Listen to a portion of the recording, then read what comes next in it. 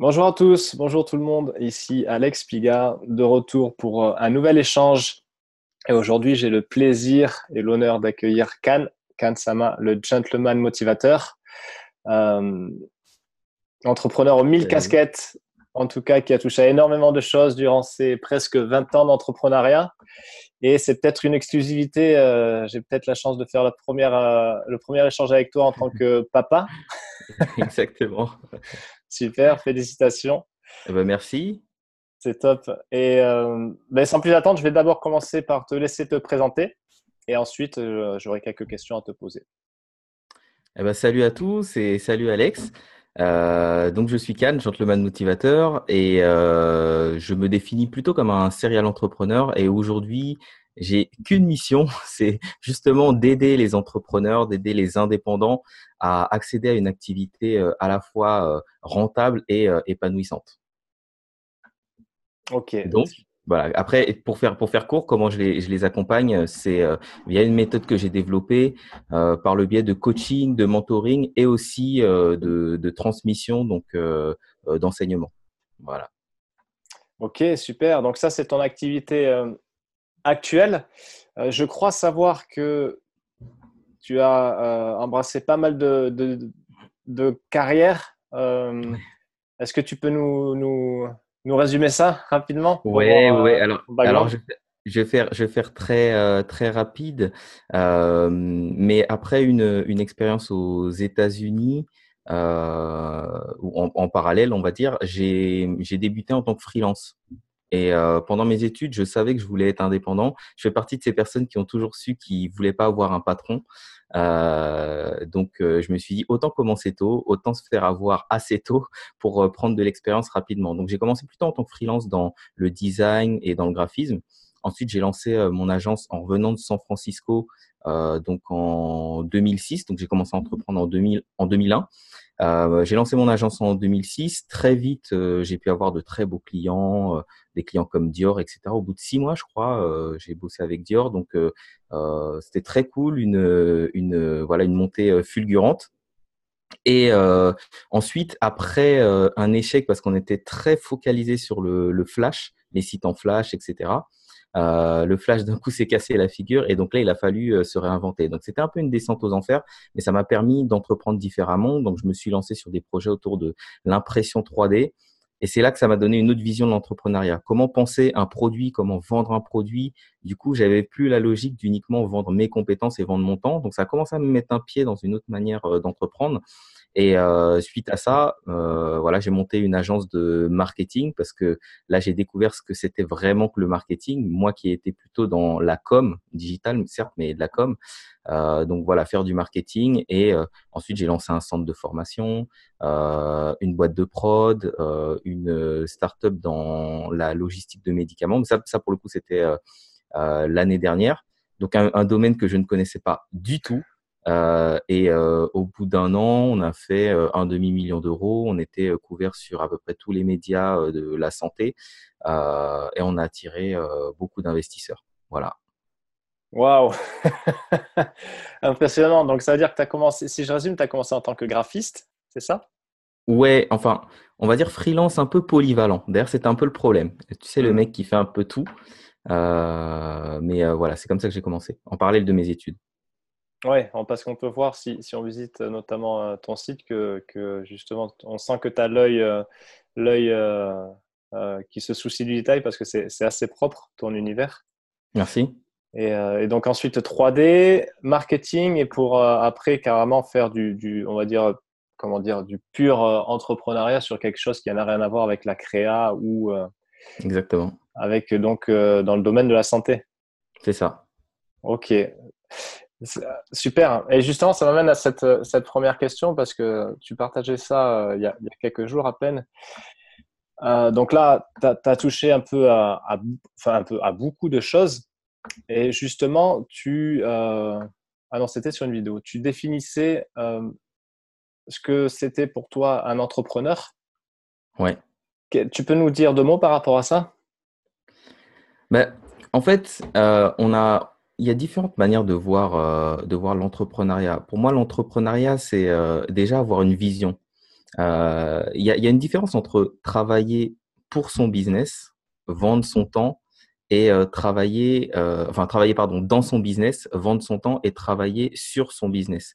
Et ça, si tu veux, c'est une transformation que j'ai vécue en passant de, alors je veux bien employer un mot très précis, chef d'entreprise à entrepreneur. Un entrepreneur, c'est quand même un chef d'entreprise. Mais la mentalité du chef d'entreprise, c'est tout simplement d'être dans son entreprise et d'en être le chef. L'entrepreneur, il a une vision, il mène son entreprise vers cette vision-là et il doit faire preuve de prise de recul et aussi comme on le voit, c'est un sujet, je pense, dont on va parler aujourd'hui, mais il y a une forte notion de mindset. Et pour moi, c'est ce qui définit aussi un entrepreneur, c'est d'avoir un vrai focus sur son mindset.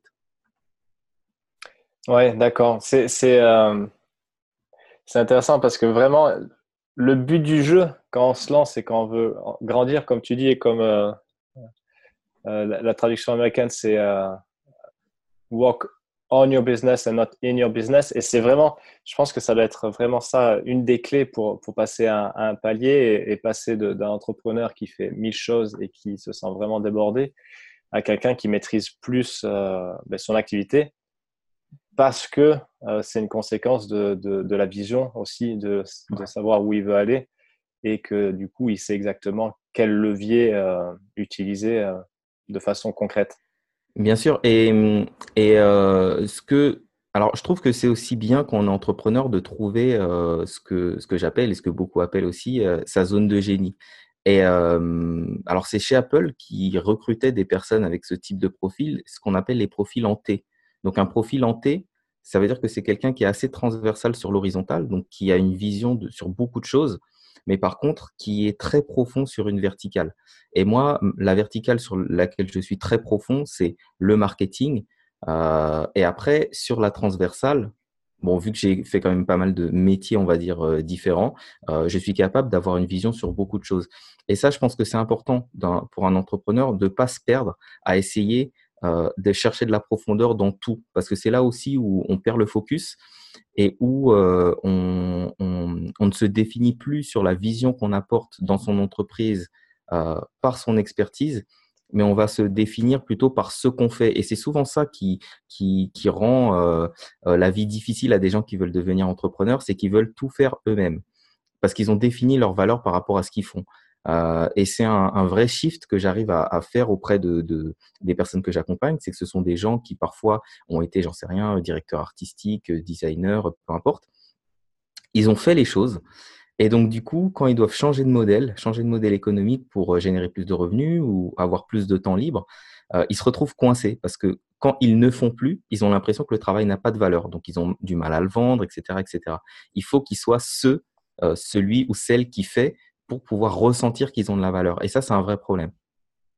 Ouais, ce que tu viens de dire là, c'est vraiment intéressant parce que la semaine dernière, j'ai passé 1 heure avec une coach justement qui remet un peu la valeur du travail et des actions. Et je lui disais justement que là, c'est vraiment ce sur quoi je bosse en ce moment. Mm. J'ai toujours été habitué à beaucoup, beaucoup bosser parce qu'on, comme on discutait Ouais. là, offline, je bossais notamment en mode artisan sur ma maison. Donc là, vraiment, tu actionnes et c'est vraiment concret. Et je lui disais que des fois, si je bosse pas, limite, je me sens mal ou je me dis, c'est pas normal. Il y a quelque chose. Ouais. Et Ouais. c'est pas évident d'accepter ça, de se dire, Ouais. je pense que c'est le problème de beaucoup de personnes qui se lancent, c'est que il faut produire. Et en fait, bosser pour bosser, c'est épuisant, mais il faut vraiment réussir à faire un pas en arrière et se dire, OK, réfléchis un peu et analyse un peu tes actions. Ouais, c'est exactement ça. Alors, je conseille des bouquins comme The One Thing, qui justement parle de ça, du fait de se focaliser. En fait, c'est un peu un Pareto sous stéroïde, quoi. C'est comment faire une seule action, mais qui a le maximum d'impact sur son business. C'est une approche plutôt minimaliste. Et d'ailleurs, moi, dans ma vie, je suis beaucoup plus minimaliste. J'étais le genre de mec, voilà, j'ai une période où je voyageais énormément. Et à chaque fois que je revenais de voyage, je revenais avec, je sais pas, 10 paires de baskets, des 5 chapeaux, des trucs comme ça. Et c'est vrai que ces dernières années, j'ai eu un mode de vie beaucoup plus minimaliste, me focaliser sur l'essentiel, et ça s'est aussi retranscrit sur mon business. En fait, c'est plutôt une philosophie de se recentrer sur l'essentiel. Et ce qui est intéressant aussi, justement, c'est à partir du moment où on se recentre sur l'essentiel, on ne se définit plus par rapport à la charge de travail. Parce qu'en fait, ce qui est pervers, c'est pas plus on travaille, plus on réussit. Parfois, c'est on attache ce sentiment de réussite à la quantité de travail qu'on met. Donc après, c'est quasiment impossible de voir les options qui nous permettent de réussir avec moins de travail. Et ça, c'est une question de programmation. Euh, quand j'étais, on va dire, jeune, étudiant, etc., j'ai quand même été élevé par des parents qui me disaient, tu sais, le monde du travail, c'est dur, faut bosser dur. En plus, tu viens de banlieue, en plus, t'es noir, il va falloir faire, tu vois, le genre de truc, on te programme un peu. Mais ils ont voulu bien faire, hein, en Ouais. essayant de me préserver. Sauf que ils m'ont inculqué certaines croyances limitantes sur le travail, où je me disais, pour réussir, il faut bosser dur. C'était ma programmation. Donc, j'ai toujours bossé dur. J'ai commencé la 3D, c'est mon père qui m'avait acheté un ordinateur assez puissant à l'époque. Tu sais, les ordinateurs où tu avais 2 gigas de disque dur, et c'était énorme déjà, quoi. C'était le Qui top marchait du à la marché. disquette. Ouais, c'est ça. Et donc, un super ordinateur. Et donc, j'ai commencé la 3D à 13 ans.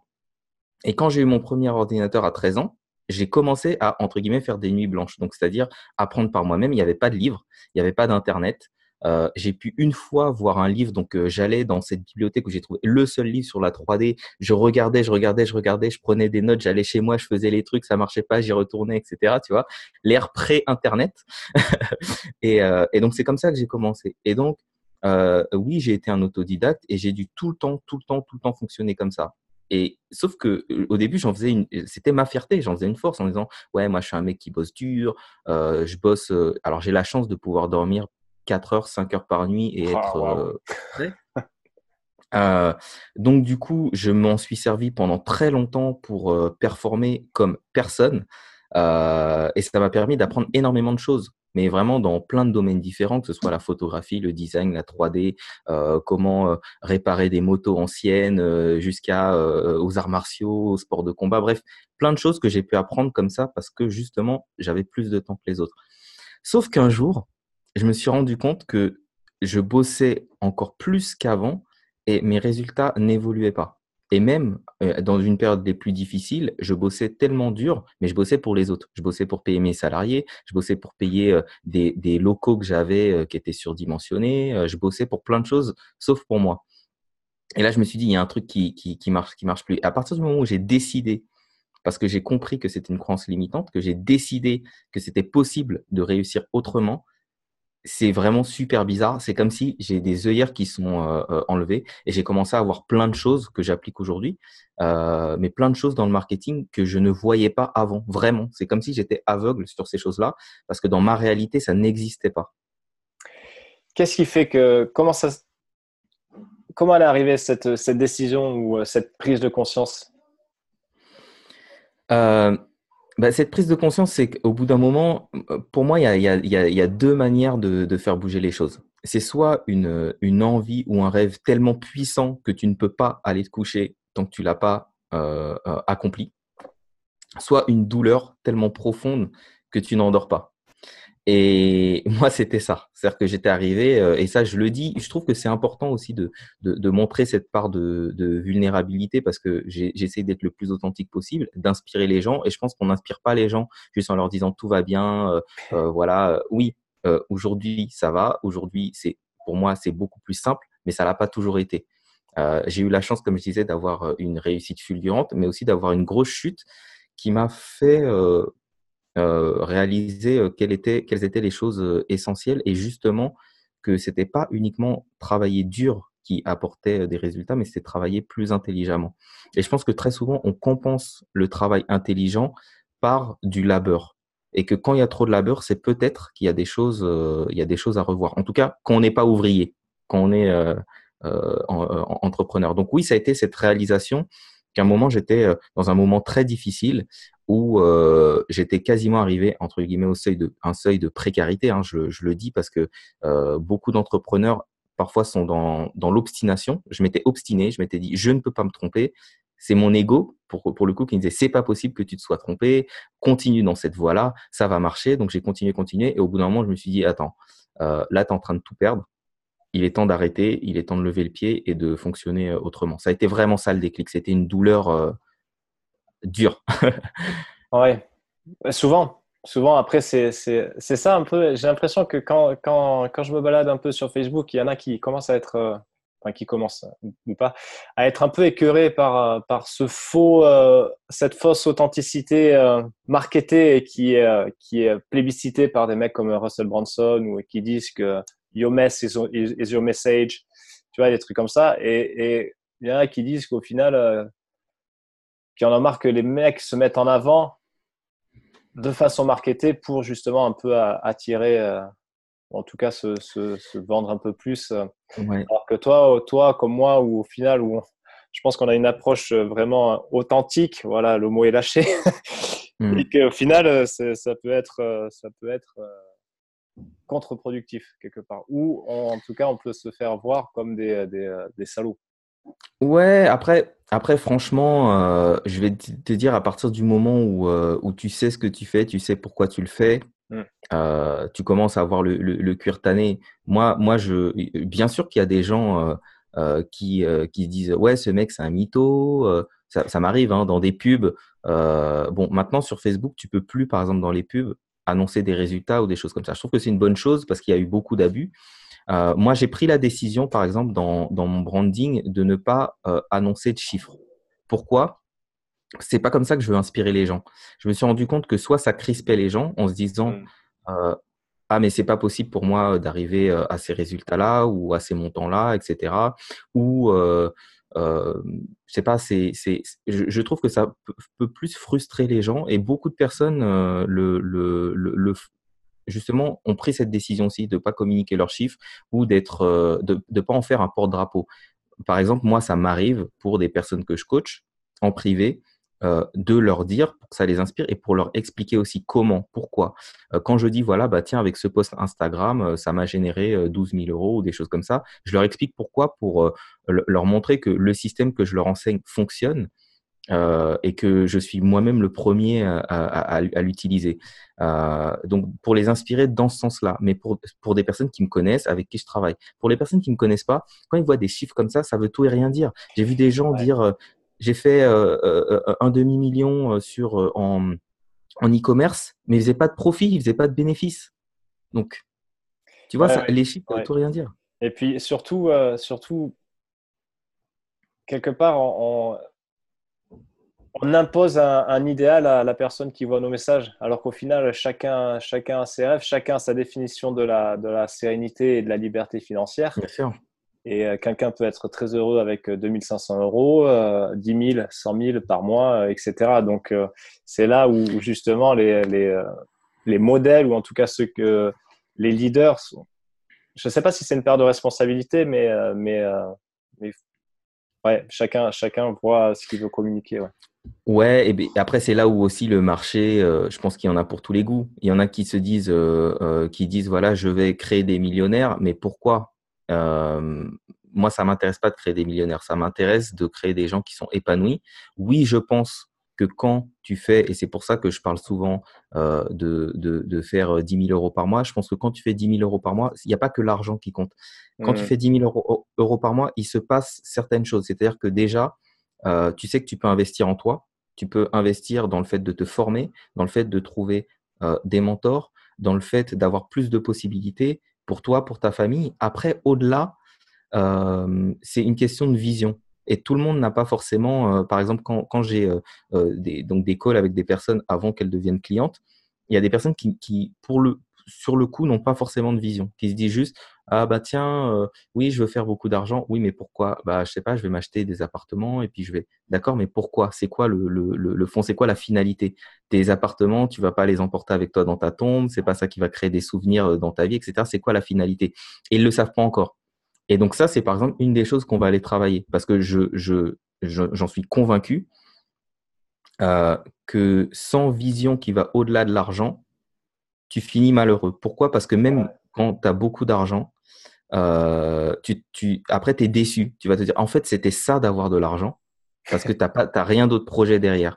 Et si tu n'en as pas, si tu n'arrives pas à en avoir, vu que c'est pas assez profond comme but, tu vas abandonner avant les autres. Ceux qui vont jusqu'au bout, ce sont ceux qui ont un autre but, qui ont un autre objectif que l'argent. Parce que quand tu n'as que l'argent, quand l'argent n'arrive pas, tu es tenté de changer de stratégie, de changer de truc, d'aller vers un truc qu'on t'a dit, ben tiens, de ton téléphone, tu peux devenir millionnaire, ok, tu fonces dessus. Après, on te sort une autre opportunité où il faut cliquer sur des bannières toute la journée, tu fonces dessus. Après, on te dit, ah ben non, mais en fait, c'est le trading, hop, tu fonces dessus. Après, c'est les crypto-monnaies, tu fonces dessus. Et ça, je l'ai beaucoup vu chez les entrepreneurs, on va dire, de nouvelle génération sur le web. Ouais, ouais, c'est intéressant. Et alors, du coup, je vais te poser la question un peu, la première objection qui vient après ce type de discours, c'est ouais, mais pour toi, c'est facile, tu fais X euros l'année. Euh, Quand tu es vraiment dans un mal-être financier, tu peux pas tenir ce genre de discours. Alors, tu sais, moi, qu'on me sort ce genre de discours, on m'a sorti plein de discours. On m'a sorti, oui, mais tu comprends pas. Moi, j'ai des enfants, puis tu Déjà, comprends ça pas. commence par Et oui, mais. voilà. Donc déjà, on a toujours une excuse. Et ce que j'ai compris, moi, j'accepte les excuses des gens quand ils sont pas mes clients. Quand ils sont mes clients, je n'accepte pas leurs excuses. Moi, mon but, c'est qu'ils réussissent. C'est pas justement qui nourrissent la réalité à laquelle ils aimeraient croire et à laquelle ils aimeraient que moi je croie. Moi, j'ai pas envie de croire dans leurs excuses. Ils aimeraient que j'y croie pour que ça valide leur manque d'action, pour que ça valide leur manque de vision, pour que ça valide. Et c'est pas moi, c'est pas mon objectif en tant qu'accompagnant, en tant que coach. Donc, je me laisse pas emporter par ça. Donc, oui, tout le monde peut avoir des excuses. En revanche, moi, je sais ce que c'est. Je ne suis pas quelqu'un qui est né avec une cuillère en argent dans la bouche. On était 4 enfants. Il y a que mon père qui travaillait. Je sais ce que c'est que d'avoir des difficultés financières, parce que j'en ai eu de grosses. Je sais ce que c'est que d'avoir des dettes. Je sais ce que c'est que d'avoir des huissiers. Je sais aussi ce que c'est que de se relever et de croire en soi. Et d'ailleurs, c'est moi ce qui m'a aidé à me relever, ça a été de donner et ça a été d'investir en moi. Et j'ai pas souvent partagé cette histoire. Il y a beaucoup de personnes qui auraient honte de la raconter, mais ça fait partie aussi de qui je suis et de pourquoi j'en suis là aujourd'hui. C'est ce jour où j'avais quasiment plus rien sur mon compte en banque. Je pense qu'il devait me rester 100, alors c'était 127 euros exactement. Ouais, c'est 127 euros. Et il y avait on va appeler des migrants qui étaient pas loin de là où je bossais. Et je rendais mes bureaux pour justement aller dans des bureaux plus petits, baisser mes charges et repartir avec ce nouveau mindset. Et là, je me suis dit, j'avais plus une thune. Donc, on arrivait en période de Noël. Et donc, j'ai acheté un peu à manger et je leur ai proposé de venir. J'ai dit à mes parents, écoutez, j'ai pas le cœur à faire Noël cette année en famille avec voilà plein de trucs à manger et tout parce que je suis pas dans cet état d'esprit-là. Si ça vous dit, on fait un truc dans mes bureaux pour ces gamins-là et tout. Mes parents tout de suite, oui, machin. Et donc j'ai fait ça, j'ai donné. Et je me suis dit, tu pensais être au plus bas, tu as donné tout ce que tu avais, et pourtant ça m'a non seulement ça a créé un truc super en moi en me disant, mais en fait, ne pense pas que tu n'as pas parce que tu as toujours. Et il y a toujours des gens qui ont moins que toi. Et là, je me suis sorti de cette position de victime en disant, ouais, c'est de la faute du marché, c'est de la faute de mes clients, c'est de la faute de un tel ou de tel collaborateur ou de ceci ou de cela. Je suis sorti de ce mode victime et là, j'ai pris mes responsabilités. Et je me suis rendu compte d'une chose, c'est que même quand on a peu, on a toujours quelque chose. Et particulièrement quand on vit en Europe, on a énormément de choses que beaucoup n'ont pas. Et donc là, je me suis plus mis en mode, au lieu de voir la vie par ce que je n'ai pas, donc par le manque, j'ai essayé plutôt de la voir par l'abondance ou la gratitude. Qu'est-ce que j'ai autour de moi? J'ai des gens géniaux, j'ai malgré tout un toit, j'ai ceci, j'ai cela, j'ai des ressources qu'on va pas m'enlever, j'ai toute cette expérience que j'ai acquise.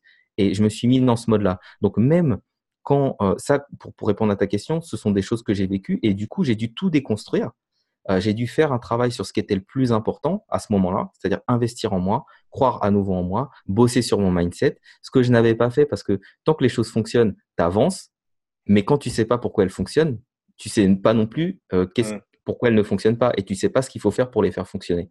Donc là, j'ai vraiment travaillé sur mon mindset et ça, c'est une anecdote que je donne, c'est que la première chose sur laquelle j'ai investi, et pour le coup, à l'époque, pour moi, 1 euro, c'était 1 euro, c'est que j'avais investi dans un cours de Jean Rivière, c'était un truc à 97 euros pour justement les indépendants, comment trouver des clients en ligne, etc.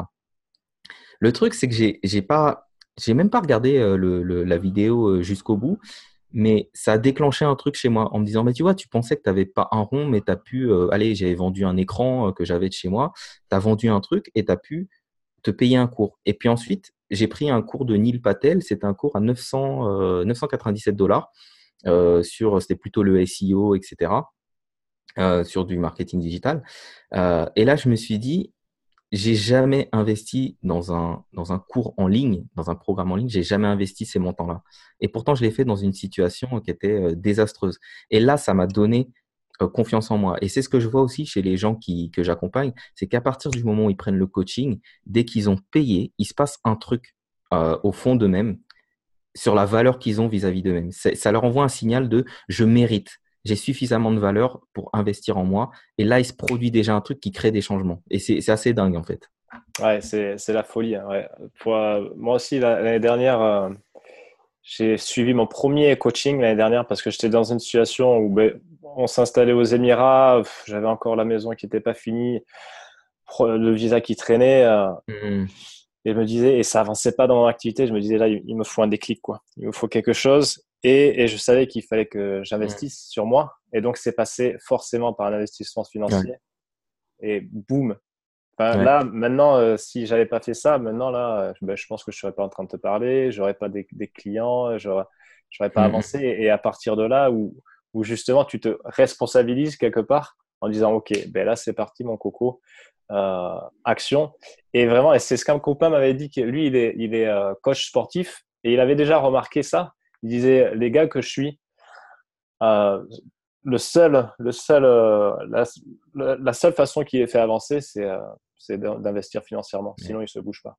Ouais. Ouais, donc, que ce soit Ouais. pour du sport, de l'investissement personnel, quoi.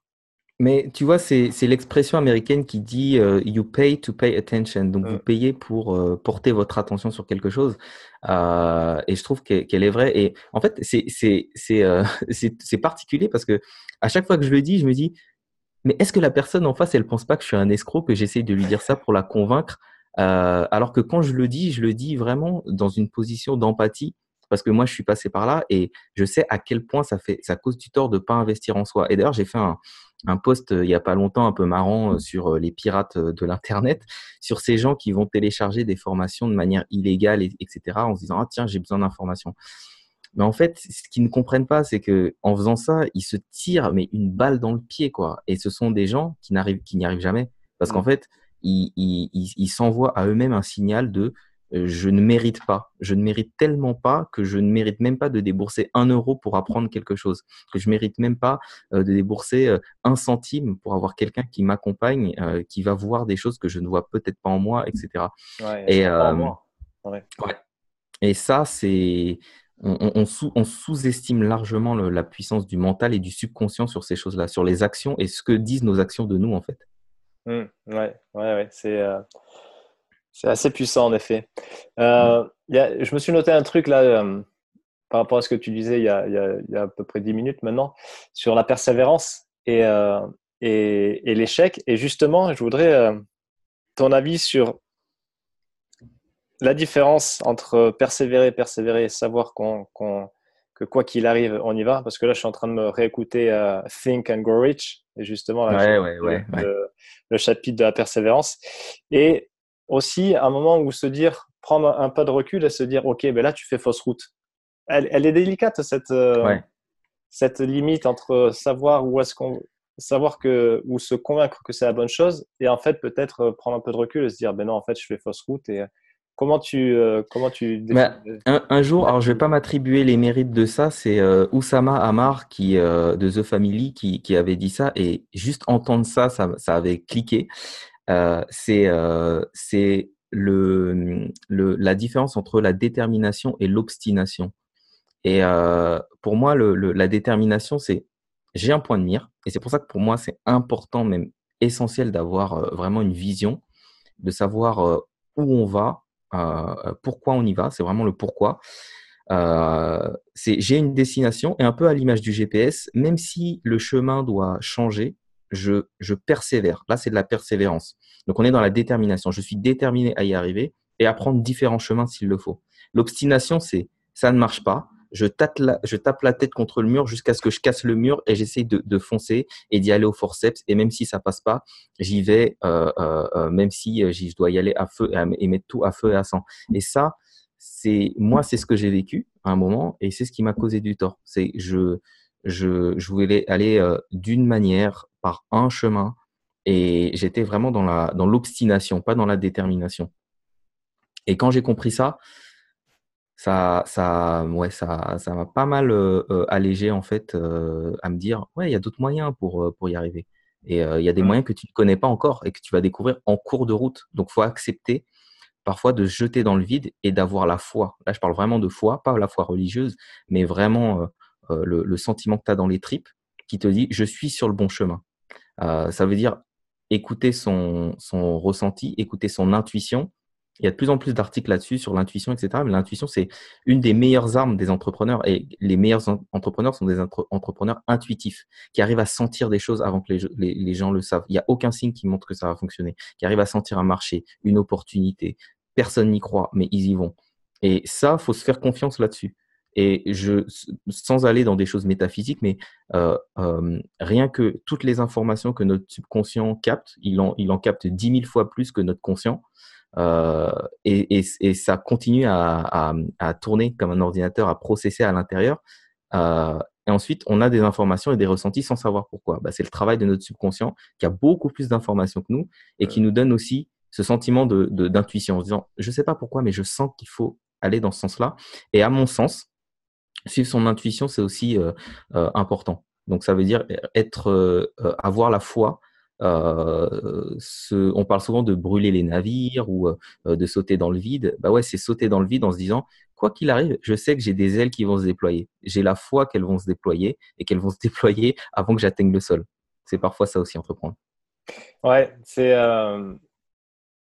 dans le livre La science de la richesse, justement, il résume la richesse donc au sens large en 4 étapes. C'est clarté de la vision, Hum, euh, force de la foi, hum. profondeur de la gratitude et intensité de l'action au quotidien. Ça s'appelle comment, tu m'as dit? La science de la richesse, D'accord. et pareil, je crois qu'il est des années 30 à peu près dans le même Ouais. délire que Think and Grow Rich. Ouais.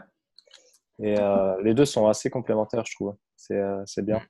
Et bon, c'est ce que tu viens de dire, quoi. Ouais, c'est ça. Et ouais, intéressant. Et justement, dernièrement, je voudrais parler aussi, j'ai vu que tu avais, je crois savoir que tu es assez sensible justement à la qualité de ton temps et la façon dont tu l'occupes et dont chacun décide de l'utiliser. Où est-ce que tu en es par rapport à ce principe qui est là aussi vraiment propre à chacun et à Ouais. la définition qu'on se donne? Ben, pour moi, le temps, c'est une denrée qui est précieuse juste parce que c'est peut-être la seule chose qu'on ne peut jamais rattraper. Jamais, jamais, jamais. Euh, Moi, j'ai horreur de perdre du temps, mais pour cette simple raison. Et le truc, avec le temps, l'argent, tu peux toujours le refaire. Tu perds de l'argent, franchement, c'est pas grave. Tu perds 5, 10, 20, 50, 100 000 euros, c'est pas grave. Tu perds une opportunité, c'est pas grave. Quand tu as la foi dans le fait que tu sais faire de l'argent, et c'est pour ça que c'est une qualité importante de savoir vendre, entre guillemets. Quelqu'un qui sait vendre, il s'en sortira toute sa vie. C'est quelque chose que j'avais pas compris moi en tant que créatif et en tant qu'artiste à la base. Mais il s'en sortira toute sa vie. Tu vas dans n'importe quel pays, tu fais ce que tu veux. À partir du moment où tu captes, c'est plutôt de la psychologie en fait. La vente, pour moi, c'est la résultante de la psychologie et de la compréhension de la psychologie de l'humain et peut-être aussi d'une forme d'empathie. Mais une fois que tu as compris ça, tu peux faire tout ce que tu veux et t'en sortir dans n'importe quel domaine. Donc c'est pas grave de perdre de l'argent. Par contre, perdre son temps, pour moi, c'est plus compliqué. Et j'estime avoir perdu du temps, enfin de la qualité de vie en ayant bossé beaucoup trop. J'étais le genre de mec qui allait, des fois c'était chaud quand même. J'allais à Las Vegas, j'étais avec mon ordi, voilà, je visitais des trucs, hop, je sortais mon ordi parce qu'il fallait que j'envoie des mails, il fallait que je réponde à des clients, etc., etc. Et du coup, même j'étais en Inde, je faisais tout le Rajasthan, donc ça c'était cool en mode sac à dos et tout. C'était pour le coup un vrai moment génial. Mais par contre, train couchette, j'ai sorti mon petit ordi, je faisais des trucs, j'envoyais aux clients. Bref, et en même temps, c'était un cauchemar. Tu sais, je vivais un rêve, c'est assez bizarre. Je vivais un rêve éveillé. Pour moi, c'était magique l'Inde. En même temps, un cauchemar de devoir bosser. Et j'ai après, pour le coup, comme je te disais, même si ça fait depuis 2001 que j'entreprends, je bosse comme un dingue depuis que j'ai 13 ans. Et pour beaucoup de personnes, c'est pas facile de comprendre ça, de se dire, le mec, en fait, depuis qu'il a 13 ans, il fait plusieurs nuits blanches par semaine, il bosse sur plein de trucs, il se forme, etc., etc. Et donc, du coup, c'est comme si, moi, j'ai eu la chance de pas faire de burn-out. Je dis vraiment la chance, je sais pas comment j'ai fait. On m'a souvent dit, tu vas faire un AVC, tu vas faire un burn-out, tu vas faire ci, tu vas faire ça. Bon, moi, il y en a qui en ont fait deux avant que moi, j'en ai fait, j'en ai pas fait. Mais par contre, du coup, ça m'a donné un autre sens du temps. Et ce qui a accéléré les choses, c'est cet été, donc j'ai su que j'allais être papa. Donc maintenant, voilà, mon petit garçon, au moment où on fait la vidéo, là, il a 2 semaines. Et du coup, là, pour le coup, ça a déclenché d'autres choses en moi. Et je me suis dit, j'ai envie de passer des moments vraiment de qualité et d'aller encore plus loin. Alors, c'est paradoxal, c'est d'impacter beaucoup plus de monde, mais en étant moi-même encore plus dans c'est pas une recherche, c'est dans laisser venir le bonheur et avoir des journées totalement différentes de ce que j'ai vécu avant. C'est-à-dire qu'aujourd'hui, voilà, j'ai que quelques clients que j'accompagne en individuel. Après, j'ai des groupes. Donc, un travail de groupe, ça prend beaucoup moins de temps. Il y a un vrai effet de levier parce que forcément, on peut avoir un impact sur beaucoup, beaucoup, beaucoup plus de personnes en travaillant largement moins. Et du coup, j'ai mis un idéal, et cet idéal, c'est de faire en sorte, ça part d'une phrase très simple, juste faire en sorte que chaque jour compte. Juste de me dire que chaque journée doit être importante et que le temps qui passe pour chaque journée me permette de ressentir des choses qui me font me sentir vivant, heureux, etc. Ça paraît peut-être un peu bisounours, etc. Mais quand on le vit, quand on arrive juste à se dire, tiens, je passe une journée qui est géniale et j'ai le choix. J'ai vraiment le choix. Je suis pas pris au piège dans mon business. Je suis pas pris au piège dans mes choix. Juste ça, pour moi, et c'est ma vision aujourd'hui de mon temps, c'est de pouvoir maîtriser mon temps. Avant, je voulais avoir l'agenda le plus rempli possible, ce qui montrait que j'étais quelqu'un de busy, ce qui donnait ma vision que j'avais de l'entrepreneur qui bossait, etc. Aujourd'hui, je veux avoir l'agenda le plus vide possible. Pour avoir le plus d'options possibles dans ma journée et pour pouvoir bosser sur la vision de mon business. Et après, sur les choses plus pratico-pratiques, les laisser à d'autres personnes. Moi, c'est la vision de mon business et l'accompagnement de mes clients. Après, tout le reste, maintenant, je veux plus que ce soit… donc, c'est un process, hein, ça se fait progressivement, mais je veux plus que ce soit uniquement lié à ma personne. Ouais, un peu comme Tim Ferriss qui disait, qui répondait à une question, mais à quoi ressemblent vos journées? Et il disait, si vous le saviez, vous seriez très déçu parce que je passe la plupart de mon temps à pas faire grand-chose, à marcher, à penser. Et, Ouais. mais je pense que là aussi, c'est le résultat de tout un process sur plusieurs années Ouais. où il en est arrivé à ça. Ouais, ouais, mais d'où l'importance. Et là encore, ça peut paraître, les mecs, ils vendent du rêve, mais il y a quelques années, j'avais lu le pouvoir du moment présent d'Eckhart Mhm. Tolle. Et Ouais. justement, j'ai réussi petit à petit à intégrer ces moments où juste je m'arrête un peu et je me dis, putain, c'est vraiment cool. Tu vois, genre par exemple, hier après-midi, il faisait beau, j'ai pu aller faire un petit surf avec des potes et je me disais, ouais, la vie, c'est aussi ça, tu vois, de prendre le moment cool et surtout le réaliser. Avoir réalisé qu'on peut tous avoir des moments de qualité et vraiment en prendre conscience de façon à l'apprécier encore plus. Mais je crois que c'est toi qui avais fait cette vidéo récemment où tu étais à la plage, c'est ça, ou pas loin de Ouais, la mer, non? c'était à Ouais, Nant de voilà. ouais. Ouais. Ouais, c'est ça. Et j'ai trouvé que c'était un beau message Juste pour replacer peut-être que tu peux l'expliquer pour replacer un peu de contexte pour ceux qui regardent la vidéo, d'expliquer ce que tu avais dit Euh, dans cette. ouais, cette vidéo, alors j'en avais fait plusieurs. Maintenant, de plus en plus, je l'ai fait de façon spontanée, alors je m'en souviens plus trop après. Ouais, Mais mais non, c'était justement sur ça, sur le moment présent, sur juste ouais, apprécier. ouais, parce que j'ai une sœur jumelle qui vient d'être maman. Donc le petit a un D'accord, bah, mois, félicitations à elle. qui vit à Bondi en Australie, à côté de Sydney. Et du coup, le fait d'avoir mon activité en ligne, je suis parti avec ma mère la visiter, et donc en bord de plage. Et oui, c'était ce que je disais qu'il faut savoir. Tu sais, c'est un espèce de doux mélange entre. En fait, je pense que ma philosophie de vie, elle a vraiment été résumée quand j'ai lu L'Alchimiste à 18 ans. Ouais. Et quand il raconte que le secret du bonheur, c'est de regarder toutes les merveilles du monde sans jamais oublier de surveiller les deux cuillères les deux gouttes d'huile d'olive dans la cuillère. Mm. Et c'est vraiment ça, c'est de savoir où est-ce que tu veux aller et continuer à bosser pour ça, et tout en prenant le temps de kiffer chaque jour, quoi. Donc, Ouais. je pense que c'est vraiment Ouais. important, ça. Ouais, c'est marrant parce qu'on a un peu les mêmes références en termes de Ah ouais. bouquins. Et ça moi, c'était une grande leçon aussi et qui s'est renforcée encore plus. Alors, c'est très, très bizarre ce que je vais dire, mais ça s'est renforcé quand j'ai fait du Krav Maga. Mhm. Donc, j'ai fait du Krav Maga, c'est un self-défense. Ok. Euh, c'est self-défense de l'armée israélienne. Et donc j'en ai fait pendant quelques années. J'ai fait les championnats de France. J'ai été champion de France aussi. Tu vois, toujours dans le même mindset en fait. Et c'est vrai que Tim Ferriss m'a pas mal inspiré dans ce truc-là. C'est d'essayer de comprendre les systèmes et d'essayer après de maîtriser les leviers d'un système pour avoir le résultat que tu veux, avec moins d'efforts et plus d'efficience que la majeure partie des gens. Donc du coup, ce que j'ai compris en faisant ça, c'est que donc mon instructeur de Krav Maga, il disait soyez vraiment là. Et beaucoup de personnes ne comprenaient pas ce que c'était. Donc moi, C'est ayant dur, un hein. rapport à mon corps, ayant fait de la danse, en fait, tu sens les moments où tu es vraiment là, c'est-à-dire tu n'es pas en train de penser au futur ou au passé, mais où tu es vraiment là. Et en fait, c'est comme si il m'avait initié à la pleine conscience, tu vois, par le Krav Maga, mais juste en disant soyez là. Pourquoi? Parce que quand tu es là, quand tu es présent, quand tu as une agression, tu es alerte. Moi, ça m'est arrivé une fois de me faire agresser sur Paris. J'ai eu les bons réflexes Krav Maga. Bon, bah, du coup, c'est l'autre qui en a pâti.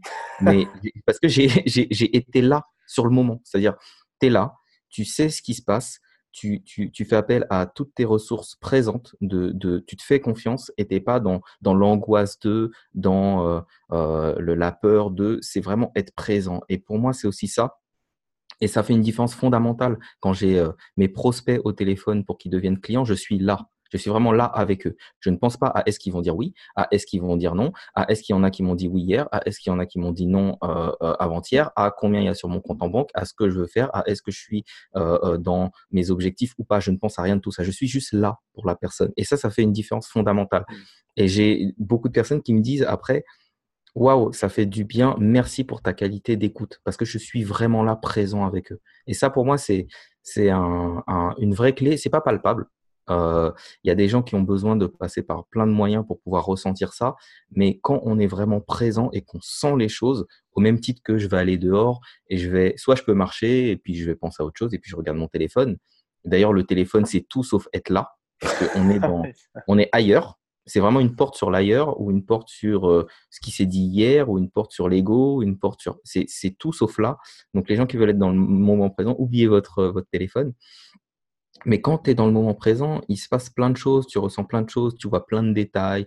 Voilà. Et encore une fois, c'est pas juste un truc de hippie, dire ouh, super, je suis Ouais. dans le moment présent, mais c'est que ça permet aussi de se mettre dans un état qui est à l'opposé de l'état d'anxiété, de l'état d'angoisse et qui permet d'éviter aussi de vivre des burn-out comme le vivent beaucoup d'entrepreneurs. Pour être dans la durée, pour tenir dans la durée, il faut réussir à avoir ces moments-là. Tu parlais de gratitude. Bah, la gratitude, c'est aussi savoir apprécier ce qu'on a sur le moment présent, Mm. quel que soit ce que c'est. Ce qu'on mange, c'est pas juste, je mange pas juste pour m'alimenter. Je mange pour aussi parce que c'est un moment pour moi. J'apporte de l'énergie à mon corps. Moi, je fais très attention à mon alimentation. J'apporte de l'énergie à mon corps. Je lui donne des ressources pour mieux penser, pour avoir l'esprit plus clair. C'est ça, manger. C'est pas juste remplir son estomac. Et avoir conscience de ça, ça change aussi. Et d'ailleurs, il y a des études qui ont été faites là-dessus. Ça change la manière dont les nutriments sont absorbés par le corps. Le fait de manger en conscience, d'apprécier, de prendre C'est le temps fou. de mastiquer, de prendre le temps de ressentir le goût des aliments, etc. Et c'est assez dingue, mais c'est c'est important même pour le corps. Ouais, et je me dis, jusqu'à présent, donc là, au niveau anatomique, physique, je pense qu'on a plus ou moins fait le tour. Et la dernière partie du corps humain qui n'a pas encore été exploitée, c'est le cerveau. Peut-être par peur de ce qu'il y a derrière, ou en tout cas par manque de Ou on connaissances comprend techniques. pas. Ouais, ouais. Et se plonger dedans, là, on en est vraiment au balbutiement. Ça va être, je pense que ça va être, on sera peut-être pas là, mais ça va être absolument incroyable. Bah, C'est on dit nouveau. le cerveau, mais on pourrait même dire les cerveaux, parce que il y a beaucoup d'études qui montrent que tout le système digestif fonctionne Ouais, vraiment comme un deuxième cerveau. ouais, Ce qu'on appelle l'estomac, aussi ouais. le cerveau, le cerveau aussi émotionnel, c'est, bah, tu le vois, hein, dès qu'on t'annonce une mauvaise nouvelle, ah, petit truc à l'estomac, quand Bien tu sûr, ce ouais. qu'on appelle la boule au ventre, tout ça, il se passe des choses à cet endroit-là. Et d'ailleurs, les physiciens, je m'intéresse pas mal à la physique quantique, les physiciens du quantique euh, disent que au final, peut-être que le cerveau fonctionnerait, ne serait pas là où est stockée la mémoire, mais un peu comme une mémoire tampon. Donc, si elle n'est pas là, où est-ce qu'elle est? Il y a des, voilà, ils se posent plein de questions parce que bah, par les études qu'ils font, si tu enlèves des bouts de cerveau, il y a pas forcément toujours des informations qui partent. Il y a des gens à qui on a fait des transplantations d'organes qui se retrouvent avec la mémoire d'autres personnes. Enfin bref, on s'évade du sujet, mais c'est effectivement c'est fascinant et il y a plein de choses. Et moi, ce que je trouve génial en tant qu'entrepreneur, j'ai peut-être aussi ce truc-là, quand je te parlais de minimalisme, c'est aussi optimiser. Comment est-ce que je peux optimiser ma vie pour ce que je fais? Et optimiser ma vie, c'est optimiser mon temps, c'est optimiser ma nourriture, c'est optimiser mes habitudes. Donc, j'ai changé plein de choses, on va certainement en parler, mais j'ai changé plein de choses pour que ça déclenche d'autres choses chez moi. Que ce soit dans l'alimentation, dans le sommeil, dans le nombre de fois où je mange, dans ce que je mange, etc., etc. Ouais, ben, très bien, parce que justement, là, comme je te disais, là, bah, je pense qu'on est tous toujours en train d'évoluer et de travailler sur soi. Euh, Tu racontais récemment que tu t'étais reprogrammé, je ne sais pas sur combien de temps, mais plus de sucre, sage décision, plus de tabac, plus d'alcool, reprise du sport, des jeûnes intermittents. Euh, Pourquoi et comment? Alors, le grand pourquoi, c'est ce que je veux accomplir. En fait, euh, on est souvent notre premier obstacle. Quand on sait ça, pour moi, on se doit d'identifier quels sont nos comportements qui ne servent pas ce qu'on veut faire. Je dis pas de se transformer en machine, mais je dis d'optimiser. Et optimiser, c'est quoi? On est un être qui fonctionne d'une certaine manière, qui a besoin de certains carburants, qui prend certaines habitudes et qui, en fonction de ses habitudes, va créer une réalité. La réalité dans laquelle on est, faut qu'on le comprenne, c'est une réalité qu'on a choisie.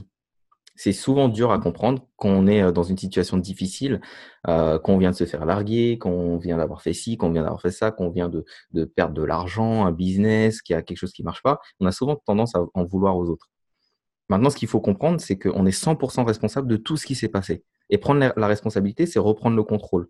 Donc, pour moi, reprendre ce contrôle, ça veut dire aussi détricoter tout ce qui fait que je suis arrivé dans cette situation ou que je n'arrive pas à aller dans les nouveaux paliers vers lesquels que je veux atteindre, vers les nouveaux sommets que je veux atteindre.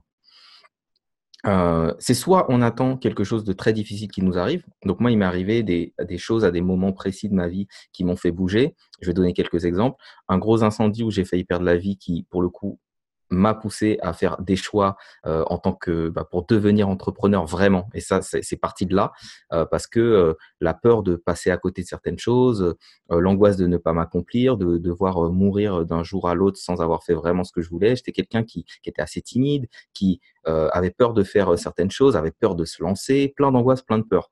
Elles se sont toutes envolées avec les flammes. Donc ça, c'était une première transformation, on va dire. Deuxième transformation, ça a été une grosse trahison, donc un ancien associé qui, et je le remercie maintenant parce que c'est ce qui m'a fait évoluer, donc qui avait piqué de l'argent, etc. Bref, tout un tas de choses un peu sordides. Mais au final, j'ai compris que je ne pouvais pas être juste un créatif, artiste, qui ne s'occupe pas de regarder les chiffres, etc. Donc ça m'a fait vraiment shifter sur le côté argent de l'entrepreneuriat. Troisième gros changement, plutôt dans le mindset encore, c'est quand j'ai eu cette grosse chute de mon activité où j'ai dû me réinventer. Maintenant, je me suis dit, j'attends pas d'avoir des choses difficiles qui m'arrivent dans ma vie pour bouger. Et c'est souvent ce qui se passe. D'ailleurs, c'est pour ça que les gens qui réussissent, ils sont tout le temps en train de dire, oui, moi, j'ai pu me relever après avoir été endetté de je sais pas combien de milliers, je sais pas combien de millions, de je sais pas combien de trucs, après avoir eu un accident de voiture. Oui, parce que c'est à ces moments-là qu'on a une vraie prise de conscience et qu'on décide de prendre sa vie en main. Donc, ça paraît peut-être cliché maintenant que les gens communiquent beaucoup sur leur histoire, mais c'est souvent le cas et c'est souvent vrai. Et moi, c'est ce qui m'est arrivé. Je peux pas réinventer mon histoire. Maintenant, je peux pas réinventer mon histoire. Justement, si, je peux réinventer mon histoire. Et maintenant, je le fais en conscience. C'est-à-dire que ce que je dois faire a une vision très long terme. L'impact que je veux avoir, c'est un impact que je veux avoir sur le monde, sur l'entrepreneuriat. Et ma vision est très forte. Ma vision, c'est que l'échec n'est plus une option. Donc, si je dis que l'échec n'est plus une option pour un entrepreneur, déjà, je sors de la vision un peu judéo-chrétienne de il faut souffrir pour réussir, etc., qui est quand même bien ancrée voilà, dans le monde de l'entrepreneuriat en général. Et moi, je veux aller contre cette idée et dire oui, c'est possible d'avoir un système qui fonctionne pour tout le monde à tous les coups pour pouvoir réussir si on se met dans les bonnes dispositions. C'est une vision qui est tellement grande, je veux impacter le maximum de personnes possible que je dois moi aussi changer pour pouvoir atteindre ça et avoir une vision long terme. Donc tout ce qui est court-termiste dans ma vie, je dois l'éliminer. Pourquoi? Parce que la manière dont on fait une chose, et c'est T. Harv Eker qui en parlait dans un de ses bouquins, qui disait la manière dont on fait une chose, c'est la manière dont on va tout faire. Et parfois, moi, je m'en rends compte aussi, les moments où je laisse un peu la vaisselle s'empiler, où c'est un peu en bordel chez moi, ce sont les moments où dans mon business, c'est le plus en bordel. Et c'est vrai, parce que le monde extérieur qu'on a, immédiat autour de nous, nos habitudes sont le reflet de ce qui se passe à l'intérieur. Et donc, quand on comprend l'interdépendance de tout ça, on comprend la nécessité d'enlever tout ce qui est, quand on a une vision long terme comme moi, d'enlever tout ce qui est court-termiste. Court-termiste, c'est toutes les gratifications instantanées. Le sucre, c'est ultra court terme, c'est le petit plaisir sucré, c'est machin, c'est la cigarette, c'est pareil, c'est voilà, j'ai un petit coup de stress, un truc, allez, je fume, ça me fait du bien. Le café pour me mettre le petit coup de fouet immédiat. Tout ce qui est court-termiste, donc j'ai enlevé tout ce qui est court-termiste. Ensuite, optimiser mon système. Donc, optimiser mon système, c'est boire plus d'eau. Je te jure, franchement, quand je le dis à des personnes, je leur Ah, dis, mais mais oui, vous savez, mais l'eau. buvez de l'eau, buvez plus d'eau, respirez bien. Ouais. Et oui, c'est quoi le rapport avec l'entrepreneuriat? C'est pour ça que je dis pas ça à des débutants. Je dis ça à des gens que j'accompagne. J'en parle jamais dans mes vidéos. Je ne fais pas de vidéo là-dessus parce que les gens ils vont dire Khan, il nous prend pour un con. Il pense que c'est ça qui va faire de moi un grand entrepreneur. Sauf que oui, quand tu as compris que quand tu hydrates la machine qui te sert à penser et qui sert à faire en sorte que tout va fonctionner, que tu auras Faites, moins de stress. faites à 70% d'eau. Ben oui, donc bref, je ne vais pas m'étaler là-dessus, mais il y a des choses évidentes comme ça, mais qui sont pas comprises. Donc le jeûne intermittent aussi, pourquoi? Des raisons simples, et c'est la même raison qui fait que j'ai arrêté la viande. Parce que, bon, il y a aussi des considérations plutôt écologiques avant tout, après éthiques. C'est d'abord écologique, éthique, et ensuite de santé, mais aussi d'optimisation. Et quand je mangeais de la viande, j'avais, comme tout le monde, le coup de barre après, je me sentais un petit peu lourd, etc. Quand je fais le jeûne intermittent et que je ne mange pas, je fais pas de petit déj ni rien, donc je mange pas du matin jusqu'à la fin de la journée, j'ai toutes les réserves d'énergie disponibles pour bien penser, pour faire ce que j'ai à faire, pour avoir l'esprit clair. Et alors, tant que tu ne l'as pas vécu, tant que tu ne l'as pas essayé, tu ne peux pas le savoir, c'est que ta manière de penser change. Quand tu penses, quand tu manges différemment, quand tu t'hydrates différemment, ta manière de penser change. Et la clarté que tu as dans ton business, c'est hallucinant. Tu vois des choses que tu ne verrais jamais avant. Tu as une certaine clarté vis-à-vis des situations, vis-à-vis de ton ego, vis-à-vis de tes choix que tu n'aurais jamais eu avant. Et donc, du coup, là, pour le coup, j'enclenche cette transformation. Et moi, j'appelle même ça un saut quantique parce que je ne mange pas pareil, je ne m'habille pas pareil, je ne pense pas pareil, j'ai plus les mêmes activités, j'ai plus les mêmes centres d'intérêt. Donc, du coup, entre guillemets, je suis une autre personne. Et si je suis une autre personne, ma réalité devient différente. Et c'est ça que j'ai voulu enclencher. Comme ça m'est arrivé d'abord par, on va dire, par les épreuves de la vie, mais là, je l'enclenche volontairement. Et forcément, j'en vois déjà les résultats. Ma réalité est en train de changer. Et puis surtout, ce qui est important de comprendre, c'est il faut que ce soit ancré dans un quotidien. Donc, ça va s'ancrer Ouais. avec des nouvelles habitudes. Moi, j'utilise beaucoup des affirmations positives tous les jours pour reprogrammer le cerveau. C'est de la PNL. Hein. Le cerveau, il fait pas la différence entre ce qui est vrai et ce qui n'est pas vrai. C'est pour ça que tu as des gens qui ont des angoisses. Leurs angoisses, elles sont basées juste sur sur quelque chose qui n'existe pas. Pourtant, elles font en sorte que ça existe. Elles peuvent avoir des crises d'urticaire, donc vraiment des réactions physiques réelles pour quelque chose qui n'existe pas. Ouais, c'est ce que je disais à une cliente lundi. Je lui disais, on a la chance de pouvoir cheater notre cerveau. Donc, Ouais. fais-le. Convainc-toi Ouais. de trucs. Il s'en fout, il Ouais. ne fera pas la différence. Donc, Ouais, mais tu vois, des personnes qui me disent, oui, mais moi, dans mon secteur, c'est pas possible de vendre tant. J'ai dit, pourquoi c'est pas possible? Parce que tout le monde y croit et tout le monde croit la même chose que toi. Et si tu changeais ta croyance? Et quand ces personnes-là commencent à oser y croire et à essayer et que ça marche, bah après, elles augmentent même leurs tarifs, etc. Et c'est vraiment basé sur la croyance. Et ce qui est particulier, c'est que pour des personnes comme toi qui lisent Napoléon Hill et peut-être d'autres entrepreneurs, en fait, tu te rends compte que tous les plus grands millionnaires, les gens qui ont vraiment réussi, ils ont ces pratiques-là qui sont considérées par des personnes lambda comme des pratiques peut-être bizarres de oui, mais c'est quoi les affirmations positives ou la visualisation, c'est des trucs un peu de gens perchés.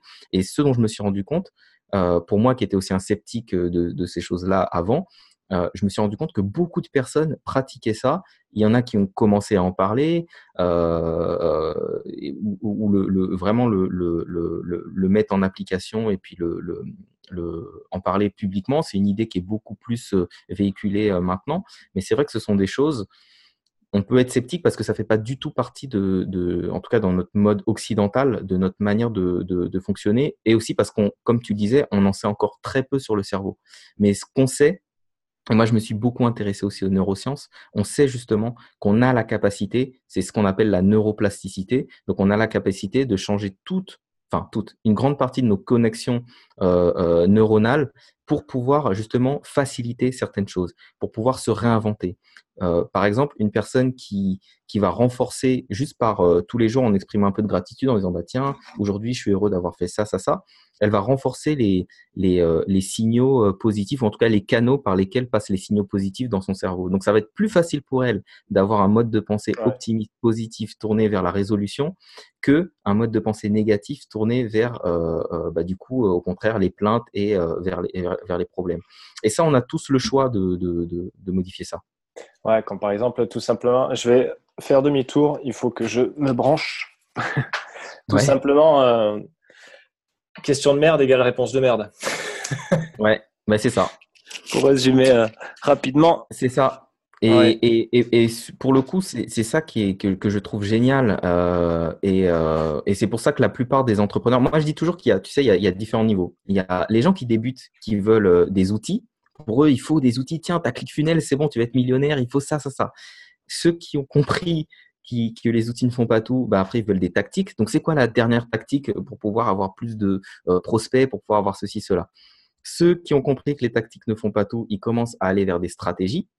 Et ceux qui ont compris que, OK, les stratégies, c'est bien, mais maintenant, il faut plus, ils vont vers le mindset. Et ils comprennent que, en fait, c'est nous qui créons toute cette réalité. Et que si j'ai décidé que de mon activité, je pouvais être millionnaire en ayant juste un téléphone en publiant juste des messages qui me passent par la tête tous les jours sur Facebook ou sur Instagram et en invitant des gens à venir parler avec moi. Si c'est comme ça que je vais être millionnaire, je vais le faire.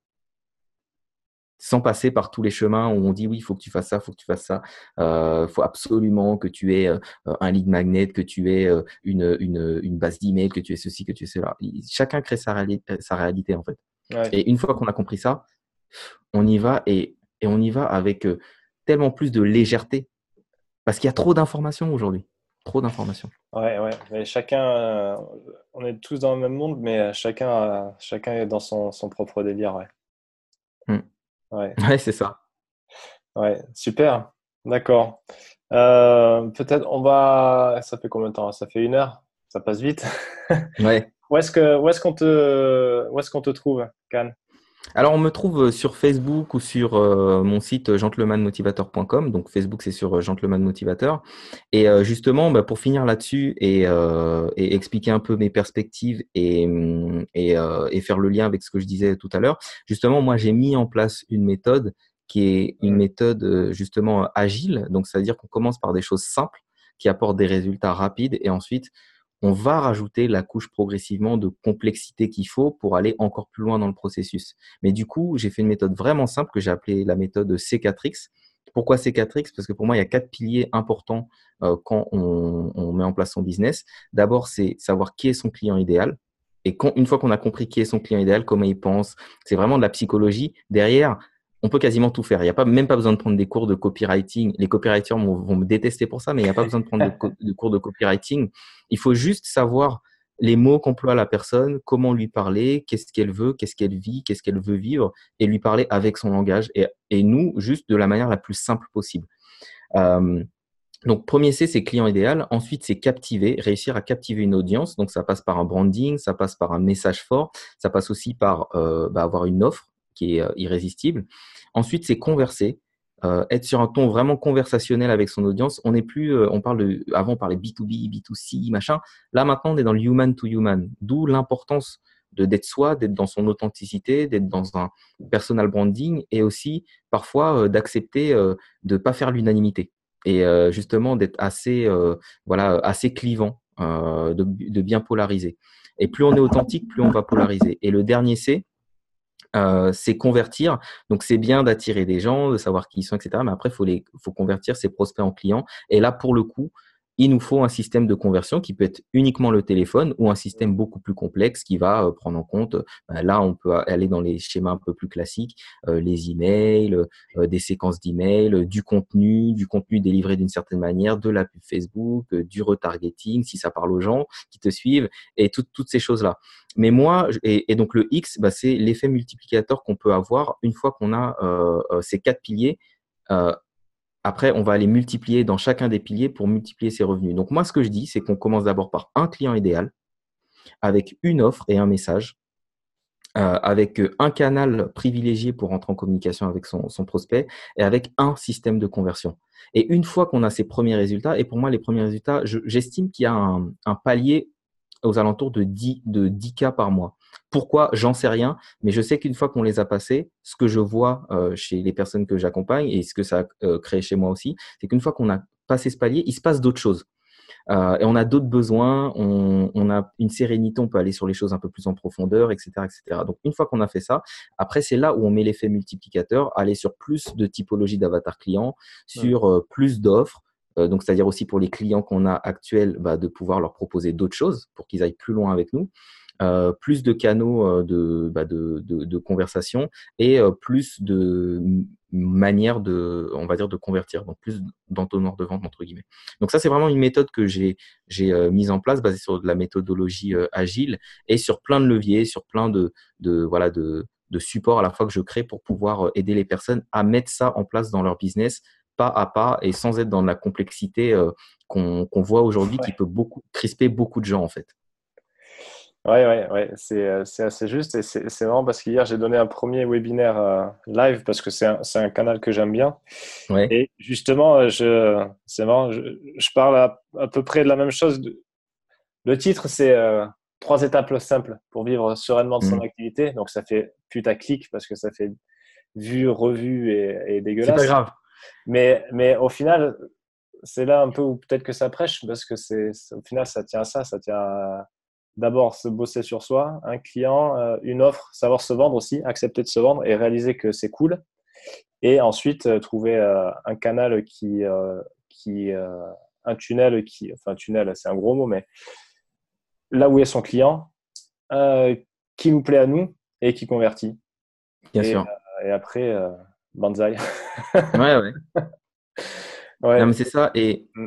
Et puis, tu sais, juste pour rebondir sur le fait quand tu dis putaclic, moi, ce que je dis aux personnes, parfois j'ai de la résistance, mais c'est face à des gens qui sont dans un schéma que j'ai connu puisque j'étais dedans, qui sont souvent des personnes qui ont un profil, on va dire, créatif ou atypique, qui veulent réinventer l'eau chaude en se disant, oui, mais moi, je suis différent, donc je ne dois pas faire la même chose que les gens. Oui, certes, mais fais ce qui marche. Et c'est le plus important. Et c'est pour ça que, à la fois, même si j'ai une posture de coach, j'ai aussi une posture de mentor pour donner aux gens un parcours qui fonctionne. Tu peux toujours réinventer les choses si tu as envie à partir du moment où tu fais des choses qui fonctionnent. Et ça, c'est encore l'histoire qu'on se raconte. Il y a des gens, pour eux, s'ils font quelque chose que font beaucoup d'autres personnes, par exemple, je parle des posts organiques, il y a des gens qui disent « Ah oui, mais maintenant, je commence à en voir plein et maintenant, c'est un peu téléphoné, etc., etc. » Oui, mais si ça marche et que tu peux le faire facilement, pourquoi tu ne le ferais pas? Ouais. Après, il faut toujours faire des choses qui fonctionnent, enfin qui sont adaptées à soi, mais on ne le sait pas tant qu'on l'a pas testé. Si tu me dis j'aime pas faire de vidéo alors que tu n'en as jamais fait de ta vie, Mm. je sais pas d'où tu sors ça. Mais en tout cas, c'est une histoire que tu te racontes qui n'est pas vraie. J'aime pas me vendre. Ok, t'as déjà Ouais, vendu? Non. ouais, voilà. Et personne te demande de te vendre en plus. C'est ça le truc. Ouais. Mais voilà. Et ça, quand tu parles de type putaclic, la première des choses quand on veut attirer des prospects, c'est d'abord de capter leur attention. Et pour capter leur attention, il faut faire quelque chose qui capte l'attention. Et il n'y a pas mille recettes. Il y a des structures, il y a des manières de faire, par exemple utiliser un peu polariser ou utiliser parfois un peu la polémique ou poser des questions. Il y a des manières de faire qui font que ça va attirer les personnes. Et moi, je prêche le fait d'utiliser ce qui fonctionne. Après, il faut le faire en adéquation avec qui on est. Je ne demande pas aux gens, parce que ça, je l'ai vu, ça me dérange un peu quand je vois des gens faire ça. Tu sens que ce sont des gens qui ne sont pas du tout des personnes qui utilisent des grossièretés, qui disent pas des putains de trucs, de la merde, de ceci, de cela. Et du jour au lendemain, ils se mettent à parler comme ça Mm. pour essayer de polariser parce qu'ils ont vu d'autres personnes. Et du coup, qu'est-ce que ça fait? Souvent, ça leur attire une autre audience. Et ça leur attire une audience qui a aussi envie de dépencher sa violence ou son truc. Et souvent, ils se rendent compte que ça change la typologie de clients qu'ils avaient et ils font un peu machine arrière. Donc, je pense que c'est bien de rester authentique. Il y a des gens qui ont une certaine manière de faire, qui vont attirer un certain type de clients et il faut rester dans son authenticité. Ouais. Restez vous-même, les autres sont déjà pris, Ouais, disait ouais, Oscar c'est Wilde. ça. Exactement. Ok, super. Ouais. Pour conclure, une citation et un livre qui t'inspire. Waouh, c'est marrant parce que c'est souvent la citation d'Oscar Wilde qui vient. Mais sinon, je prendrais la citation d'Albert Einstein que j'aime beaucoup et qui permet de décomplexer par rapport à l'échec. C'est de dire, alors je saurais peut-être plus la redire exactement, mais je crois qu'il a dit, je n'ai pas échoué, j'ai trouvé 1000 manières qui ne fonctionnaient pas. Et ça, n'ayez pas peur de vous tromper. De toutes les façons, vous allez toujours vous tromper et c'est pas grave. Et tu sais, c'est comme un mec qui m'a dit ça le jour où j'ai acheté ma bécane, parce que je suis motard, le jour où j'ai acheté ma moto, ma première moto. Le mec, il m'a dit, écoute, je vais te dire un truc. Il y a deux catégories de motards. Il y a les motards qui sont tombés et les motards qui vont tomber. J'ai fait OK, donc je vais tomber quoi qu'il arrive. Et c'est ça en fait, tu vois, c'est maintenant je dirais comme tu sais, il y a deux catégories d'entrepreneurs. Il y a les entrepreneurs qui sont plantés et les entrepreneurs qui vont se planter. Et se planter, c'est pas grave. Aujourd'hui, tous les plus gros plantages que j'ai vécus, si je devais les revivre, je les revivrai et je revivrai chaque seconde. Parce que c'est ce qui fait qu'aujourd'hui, j'ai beaucoup d'expérience à transmettre aux gens que j'accompagne. Je ne fais plus les mêmes erreurs, je vais beaucoup plus vite, j'ai plus de clarté. Par contre, il faut comprendre une chose aussi, et c'est aussi l'objet de mon discours, c'est qu'on n'est pas obligé de faire toutes les erreurs soi-même, surtout quand les autres les ont faites avant nous. Et c'est pour ça que c'est important de prendre un mentor. Sur les gens que toi tu accompagnes ou que moi j'accompagne, c'est important qu'ils s'identifient à quelqu'un. Et c'est pour ça que moi, j'estime pas avoir de concurrents. j'ai des confrères, il y a des gens qui font plus ou moins la même chose, mais il y a des gens qui vont chercher chez toi des choses qu'ils trouvent pas chez moi, qui vont chercher chez moi des choses qu'ils trouvent pas chez toi, une manière peut-être qui va résonner. Aujourd'hui, je suis papa, peut-être que ça va m'attirer d'autres personnes qui ont aussi envie d'avoir une activité rentable et de profiter des moments de famille et de pouvoir se dire, bah tiens, je peux profiter toute une journée de jouer avec mon enfant, d'aller lui faire découvrir plein de trucs, moi-même d'accepter ma part d'enfant et puis de mettre un peu plus de joie dans ma vie et de pas penser qu'au boulot, etc. Ils vont peut-être voir ça chez moi parce que c'est comme ça que je suis en train d'évoluer et ça va m'attirer encore une autre clientèle. Donc, il y a de la place pour tout le monde, mais je pense que c'est bien aussi d'avoir un mentor pour pas faire les erreurs que déjà Ouais. beaucoup ont fait avant nous. Ouais, ça permet d'aller plus vite. Ça évite pas les erreurs, Non. heureusement, mais ça permet d'aller plus vite.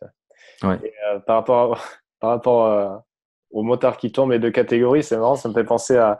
J'ai un bon copain qui commence à se mettre au surf de grosses vagues. Ouais. Et il me disait, donc là, il s'est équipé et tout ça. Là, et là, c'est pareil, hein, tu t'improvises pas à surfer du 3, 4, 5 mètres comme ça, quoi. Et, il me disait, ouais, non, je vais y retourner aujourd'hui. Là, je lui disais, ben, il me dit, ouais, mais aujourd'hui, ça va être costaud. Je lui dis, ben, de toute façon, vas-y, parce que la branlée, tu vas la prendre à un moment ou à un autre. Parce que de toute façon, Ouais. Ouais. c'est obligé. Si tu vas aller te frotter à des monstres d'eau, tu sais que tôt ou tard, ça fait partie du jeu et que tu vas te faire littéralement dérouiller. Ouais. Ouais, c'est clair. Donc, ouais. Ok. Et le livre?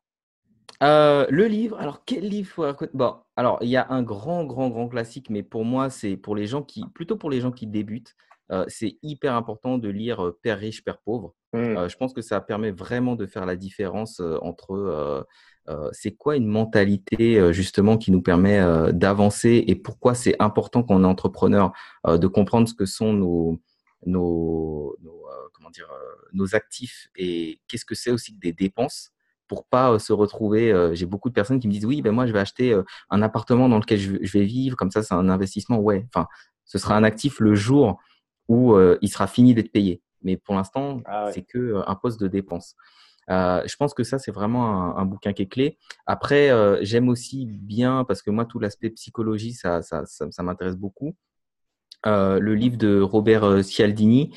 Donc, en français, je déteste le titre Ah ouais. français, Influence et Manipulation. manipulation. Alors qu'en anglais, c'est influence, je crois que c'est l'art de la persuasion, ce que ça voudrait dire en vrai. C'est comme Think and Grow Rich. En anglais, la vraie traduction, ce serait devenir riche par la pensée, ce qui a plus de sens que penser et devenir riche. Euh, Réfléchissez et devenez riche. Ouais. réfléchissez et devenir riche. Ouais, c'est des traductions vraiment merdiques. Ouais, ils sont pas inspirés des fois. Ouais. Ouais. Ok, bon, super, c'était passionnant. Merci, Cannes, c'était Eh ben, vraiment très merci à agréable. toi. Et donc, je vais mettre les liens de tes pages, profils, site web, comme ça on pourra te retrouver. Ben, Et, merci. et je te dis à bientôt. À Salut, bientôt et c'était merci. très agréable. À Ciao. très vite.